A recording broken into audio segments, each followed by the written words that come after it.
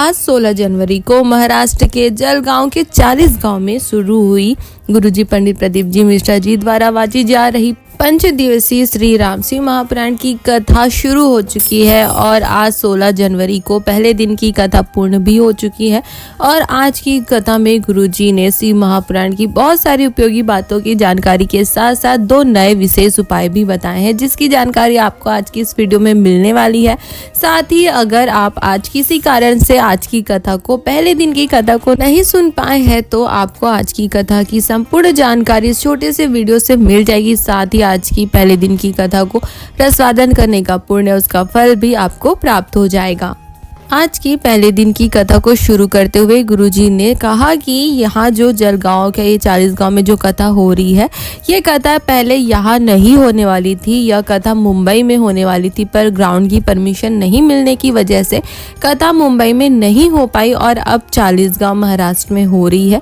जो जलगांव के सांसद जी है, उन्हीं के द्वारा ये कथा कराई जा रही है। साथ ही गुरुजी ने कहा कि इतनी कम समय में कथा की इतनी सारी तैयारी कर पाना असंभव है, पर महादेव की कृपा और जलगांव के लोगों की भक्ति और शिव जी पर विश्वास ने इस असंभव को भी संभव कर दिखाया।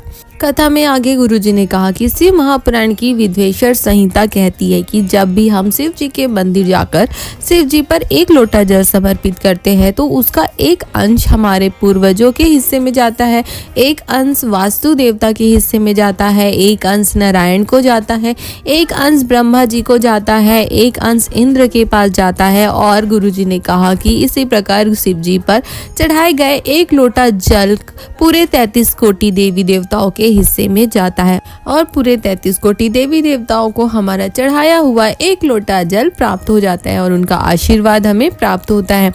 कथा में आगे गुरुजी ने कहा कि कौन सी 3 चीजें हैं जो आपको करनी चाहिए और नहीं करनी चाहिए। तो गुरुजी ने कहा कि पहली चीज है परीक्षा। गुरुजी ने कहा कि शिव महापुराण की कथा वर्णन करती है कि आपको कभी भी भगवान की, परमात्मा की परीक्षा नहीं लेना चाहिए। कोई आपको बोल भी दे कि शिव जी ने क्या किया है, तुम्हारे साथ क्या अच्छा किया है, तो भी आपको भगवान की परीक्षा, परमात्मा की परीक्षा नहीं लेना चाहिए। गुरुजी ने कहा कि आपको किसी को भी सफाई देने की ज़रूरत नहीं है, किसी के भी बातों में आकर परमात्मा की परीक्षा लेने की ज़रूरत नहीं है। अगर कोई कहे तो आप भी इतना कह दे कि मैं एक लोटा जल शिव जी पर इसलिए समर्पित करती हूँ, इसलिए मेरे शिव जी पर चढ़ाती हूँ क्योंकि शिव जी पर जल चढ़ाने से मुझे ऐसा महसूस होता है कि शिव जी मेरे साथ कदम से कदम मिलाकर चल रहे हैं, मेरे कष्टों को हर रहे हैं।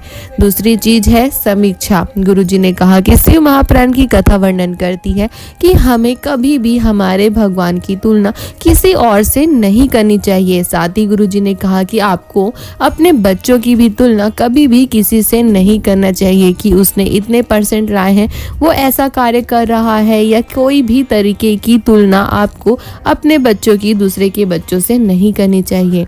तीसरी चीज है परीक्षा। गुरुजी ने कहा कि ये एक ऐसी चीज है जो आपको हमेशा करना चाहिए। आपको ये विश्वास होना चाहिए कि अगर मैंने मेरे बाबा पर एक लोटा जल चढ़ाया है, मैंने मेरे महादेव को पुकारा है, तो मेरे महादेव मेरे दुख हरने अवश्य ही आएंगे। गुरुजी ने कहा कि जैसे माता सबरी ने राम जी का इंतजार किया था और राम जी आए थे, वैसे ही आपको मेरे शिव जी का इंतजार अवश्य करना है और एक लोटा जल अवश्य चढ़ाना है। शिव महापुराण की कथा वर्णन करती है कि मेरे शिव जी भी अवश्य आएंगे। कथा में आगे गुरुजी ने कहा कि संसार का कोई भी ऐसा कार्य नहीं है जो आप नहीं कर सकते हो, जो नहीं हो सकता है।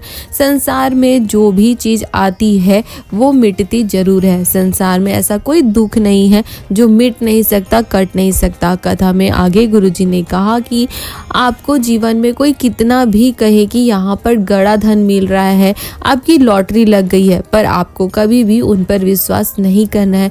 आपको सिर्फ और सिर्फ अपनी मेहनत पर, जो आप कर रहे हैं, अपने परिश्रम पर, अपने काम पर, अपने महादेव पर आपको पूर्ण विश्वास रखना है, जिससे आपको अपने लक्ष्य की प्राप्ति अवश्य ही हो सकती है। कथा में आगे गुरुजी ने बताया कि कौन से भगवान कौन से शिव जी के शिवलिंग का पूजन करते थे। गुरुजी ने बताया कि शिव महापुराण की कथा वर्णन करती है कि भगवान विष्णु पुखराज के शिवलिंग का पूजन करते हैं।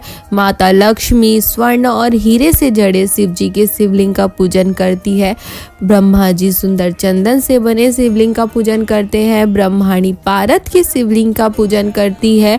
इंद्र रत्नों से जड़े शिव जी के शिवलिंग का पूजन करते हैं। कथा में आगे गुरुजी ने बताया कि जब आप शिव जी के शिवलिंग पर 1 लोटा जल चढ़ाते हो, रोज शिव जी के मंदिर जाते हो और शिव जी पर जल चढ़ाते हो, तो आपके उस जल चढ़ाने का फल और उसका पुण्य सिर्फ आपको ही प्राप्त नहीं होता है, बल्कि आपके परिवार के पूरे सदस्य को, पूरे परिवार को उसका फल, उसका पुण्य प्राप्त होता है।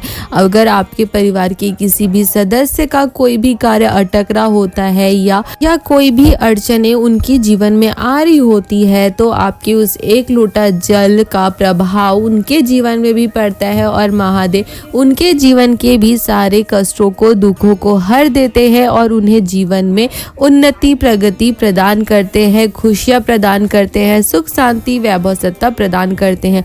इसलिए हमेशा घर में किसी न किसी एक सदस्य को तो रोज शिव जी के मंदिर जाकर 1 लोटा जल अवश्य चढ़ाना चाहिए।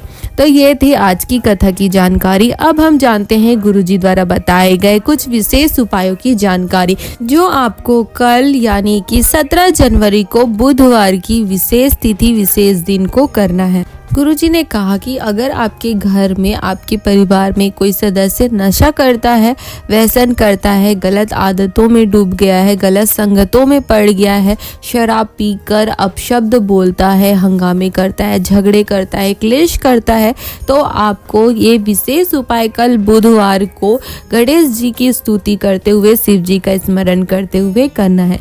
इस उपाय को करने के लिए आपको 7 दुर्वा लेनी है और 7 दुर्वा के पीछे में नीचे साइड, जड़ साइड आपको लाल चंदन लगा लेना है। फिर उस दुर्वा को आपको शिव जी के मंदिर जाकर, जहाँ पर गणेश जी की भी प्रतिमा हो, गणेश जी की भी मूर्ति हो, ऐसे शिव जी के मंदिर जाकर आपको गणेश जी को कुंदकेश्वर महादेव का नाम लेते हुए 7 दुर्वा अर्पित कर देना है।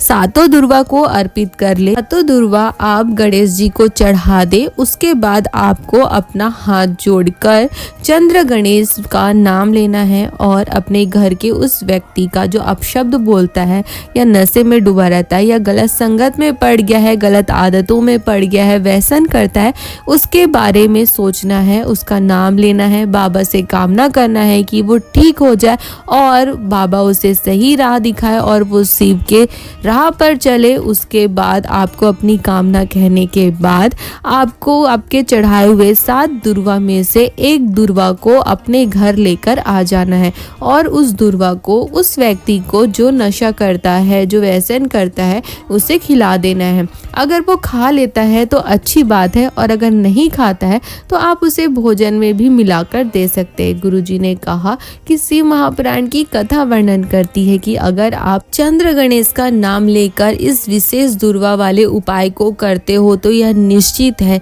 कि वो व्यक्ति नशे से दूर हो जाता है। चाहे कितनी भी उसे नशे की लत हो, 1 सेकंड भी अगर वो नशे के बिना नहीं रह पा रहा होता है तो वो भी, उसकी नशा धीरे धीरे छूटने लगती है। जैसे ही दुर्वा उसके शरीर में जाती है वो व्यक्ति शिव का हो जाता है और गणेश जी की तेज बुद्धि उसे प्राप्त होती है। उसकी बुद्धि सही रास्ते में आती है और वो जो गलत रास्ते में चला जा रहा होता है वो सही रास्ते में आ जाता है। महादेव उसे सही राह दिखा देते।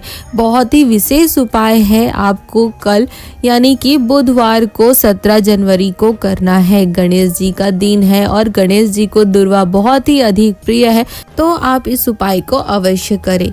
निश्चित ही आप पर महादेव की, गणेश जी की कृपा अवश्य होगी। घर का कोई भी, परिवार का कोई भी सदस्य इस उपाय को कर सकता है। तो ये थी आज की कथा और विशेष उपाय की सभी जानकारी। अगर आपको ये उपाय की सारी जानकारी अच्छी लगी हो तो आप हमारे वीडियो को लाइक कर सकते हो और अपने परिवार वालों के साथ या अन्य शिव भक्तों के साथ इसे शेयर भी कर सकते हो, ताकि उन्हें भी गुरुजी द्वारा बताए गए आज की कथा के, श्री राम शिव महापुराण की कथा के पहले दिन की सारी जानकारी प्राप्त हो सके और वो भी इन उपायों को करके महादेव का आशीर्वाद प्राप्त कर, गणेश जी का आशीर्वाद प्राप्त कर, 33 कोटि देवी देवताओं का आशीर्वाद प्राप्त कर अपने जीवन के सारे दुखों को, कष्टों को दूर कर अपने जीवन में आनंद और सुख की प्राप्ति कर सके। हर हर महादेव।